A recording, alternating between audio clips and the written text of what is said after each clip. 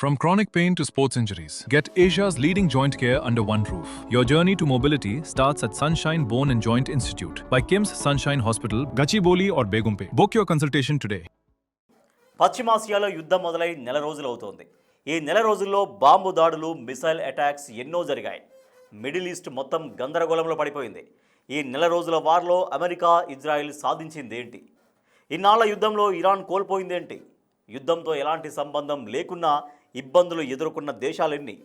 ఈ 30 డేస్లో ఎంత లాస్ జరిగింది?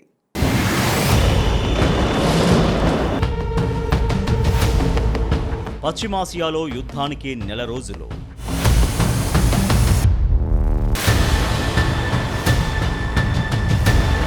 నెల రోజుల వార్లో అమెరికా సాధించిందేంటి?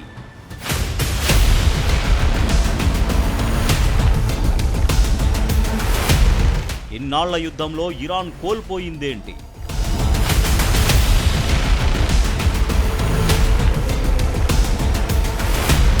సరిగ్గా నెల రోజుల క్రితం అమెరికా, ఇజ్రాయెల్ బలగాలు ఇరాన్పై దాడి చేశాయి. అంతే, అప్పటి నుంచి ఇప్పటి వరకు పశ్చిమాసియా అట్టుడికిపోతోంది. అనేక తీవ్ర పరిణామాలు చవిచూశాయి. మధ్యప్రాచ్యం మొత్తం గందరగోళంలో పడింది. యుద్ధంలో 3,000 మందికి పైగా మరణించారు. ఇంధన ధరలు ఆకాశాన్నంటాయి. యుద్ధంతో ఎలాంటి సంబంధం లేకున్నా, ఏ పక్షానికి మద్దతు తెలపకున్నా భారత్ లాంటి అనేక దేశాలు ఇబ్బందులు పడుతున్నాయి. నెల రోజుల యుద్ధం తర్వాత అందరి దృష్టి నెక్స్ట్ ఏం జరగబోతుంది అనే దాని మీదే ఉంది. ఇప్పుడు దౌత్యపరమైన నిష్క్రమణ కనిపిస్తుందా, లేక సైనిక ఉద్రిక్తతలు మరో స్థాయికి వెళతాయా?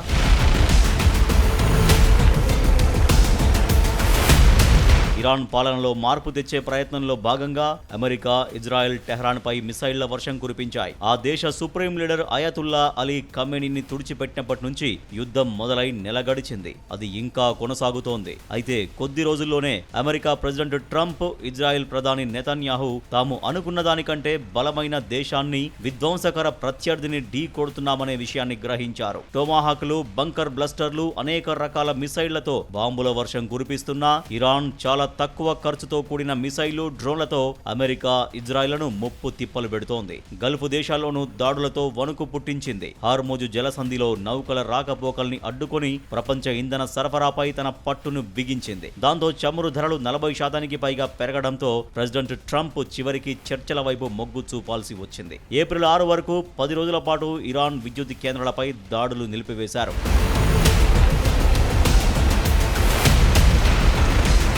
అమెరికా, ఇజ్రాయెల్ దాడుల్లో తీవ్రంగా దెబ్బతిన్నప్పటికీ యుద్ధంలో ఇరాన్ ఇంకా ఉత్సాహంగానే కనిపిస్తోంది. యుద్ధం అంటూ ముగింపు దశకు చేరుకుంటే అది తాము పెట్టిన షరతుల ప్రకారమే ముగుస్తుందని పదే పదే నొక్కి చెబుతోంది. మరోవైపు కాల్పుల విరమణ కోసం రహస్య చర్చలను కూడా ప్రారంభించింది. కానీ ఈ ప్రశాంతత వెనుక వేలాది మంది మెరైన్లు, పారాట్రూపర్లు మధ్యప్రాచ్యానికి సమీపిస్తుండటంతో అమెరికా భూతల దండయాత్రకు కూడా సిద్ధమవుతుందనే వార్తలు ఉద్రిక్తతలను మరింత పెంచాయి. అందువల్ల నెల గడుస్తున్న యుద్ధ పరిస్థితి అనిశ్చితంగానే ఉంది. ఈ సంఘర్షణ ఎక్కడికి దారి తీస్తుంది అన్నది ఆసక్తి రేపుతోంది.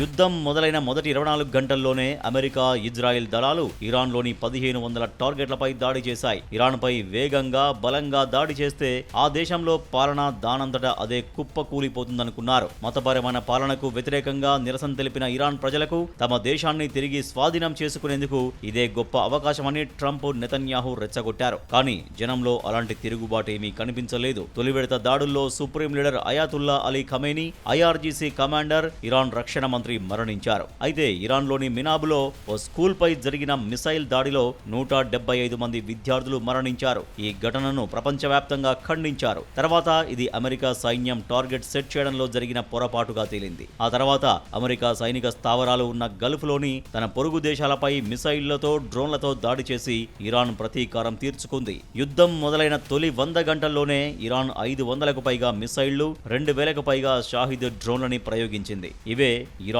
ఎంత బలంగా ప్రతిఘటిస్తుందో చూపించాయి.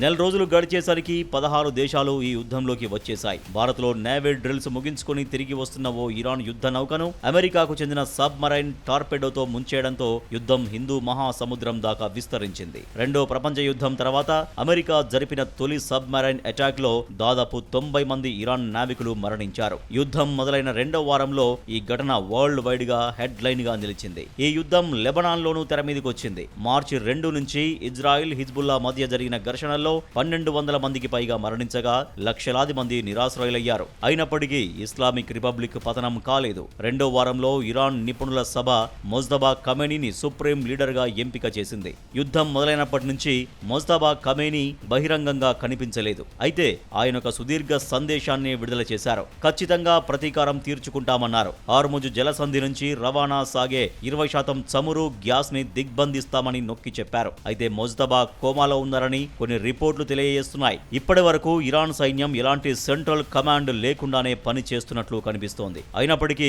అమెరికా ఇజ్రాయెల్ను సమర్థవంతంగానే ఎదుర్కొంటోంది.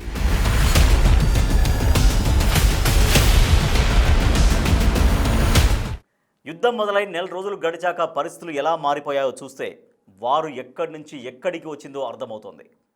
ఇరాన్ ఇంధన సరఫరాని స్తంభింపజేయగా ట్రంప్ యుద్ధం నుంచి తప్పుకునేందుకు తంటాలు పడుతున్నారు. ఈ 1 month వార్ వన్ సైడ్ అవుతుందా?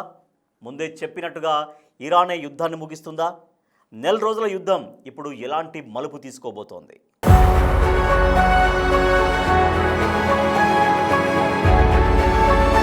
యుద్ధం మొదలైనప్పుడు ప్రపంచం మొత్తానికి అమెరికాదే పై చేయగా కనిపించింది. కానీ నెల గడిచాక ఇరాన్ కూడా బలమైన ప్రత్యర్థిగానే కనిపిస్తుంది. మూడో వారంలో చమురు యుద్ధం తీవ్ర రూపం దాల్చింది. గ్యాస్ క్షేత్రాలు, ఇంధన సౌకర్యాలపై ప్రతీకార దాడులు జరిగాయి. ప్రపంచ ఎల్ఎన్జీ సరఫరాకు వెన్నుముకైన ఇరాన్ లోని సౌత్ పార్స్ గ్యాస్ ఫీల్డ్ పై ఇజ్రాయెల్ దాడి చేసింది. ఈ గ్యాస్ ఫీల్డ్ ఇరాన్ దేశీయ గ్యాస్ లో 80% అవసరాలను తీరుస్తుంది. దీనికి ప్రతీకారంగా ఇరాన్ ఖతార్ లోని Ras Laffan LNG plant, Saudi Arabia చమురు దిగ్గజం ఆరామ్కోకు చెందిన సామ్రెఫ్ రిఫైనరీతో సహా ప్రాంతీయ ఇంధన సౌకర్యాలపై దాడి చేసింది. ఈ ఘటన ట్రంప్, నేతాన్యాహు మధ్య ఉన్న విభేదాలను ఎత్తిచూపింది. అమెరికాకు ఏమీ తోచడం లేదని ట్రంప్ అంగీకరించారు. ఇరాన్ చమురు, గ్యాస్ మౌలిక సదుపాయాలను టార్గెట్ చేయొద్దని నేతాన్యాహుని హెచ్చరించారు. వాస్తవానికి గత 2 వారాలుగా ట్రంప్, నేతాన్యాహు మధ్య పెద్దగా చర్చలు జరగలేదు. ఇరాన్ దాడుల్లో నేతాన్యాహు హతమై ఉండొచ్చనే విస్తృతమైన ఊహాగానాలకు ఇది దారితీసింది.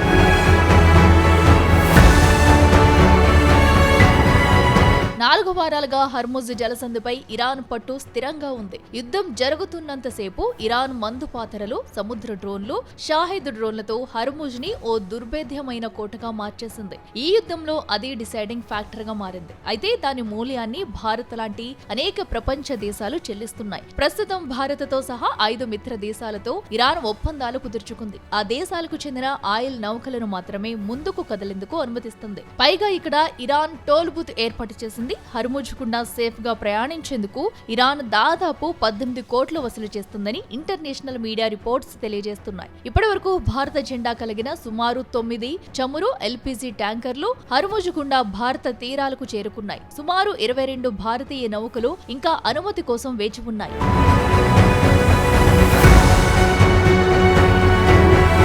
ఈ యుద్ధంలో తలపడుతున్న 3 దేశాలతోనూ భారత్ సున్నితమైన సమతుల్యతని కొనసాగిస్తుంది. ఏ దేశం కూడా భారత్ ని ఇబ్బంది పెట్టేందుకు వీల్లేకుండా కేంద్ర ప్రభుత్వం జాగ్రత్తగా వ్యవహరిస్తుంది. ఎందుకంటే హర్ముజ్ జలసంధి భారత్ కు కీలకమైన జలమార్గం. మన దేశ చమురు దిగుమతుల్లో సుమారు 50% హర్ముజ్ గుండానే సాగుతాయి. ఇరాన్ పట్టు బిగించడం వల్ల 2 వారాలుగా భారత్ వంట గ్యాస్ సరఫరాలో తీవ్రమైన కొరత ఎదుర్కొంటుంది. ఇది ప్రజలు భయంతో కొనుగోళ్లు మొదలు పెట్టేందుకు దారితీసింది. కొన్ని రెస్టారెంట్లని తాత్కాలిక మూసివేయాల్సి వచ్చింది.